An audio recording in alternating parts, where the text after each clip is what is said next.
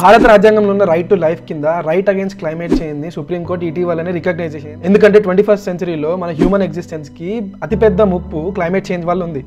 కానీ మనం మాత్రం మన దేశంలో ఏం చేస్తున్నాము, మన అమూల్యమైన ప్రాకృతిక సంపదని తీసుకెళ్లి ఉద్యోగపతుల చేతుల్లో పెడుతున్నాం.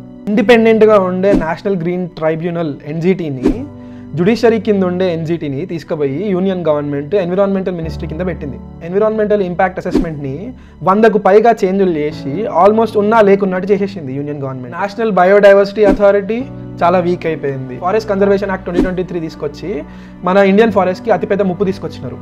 ఇట్లనే చేస్తూ ఉంటే మన ప్రాకృతిక సంపద ఏదన్నా మిగులుతుందా మన ఫ్యూచర్ జనరేషన్స్కి? అందుకే to actually safeguard our natural resources, మనం ఫ్యూచర్లో క్లైమేట్ చేంజ్ వల్ల ఎక్కువ బాధపడకుండా ఉండడానికి యాజ్ గార్డియన్స్ ఆఫ్ డెమోక్రసీ మనం కొన్ని పనులు చేయాలి.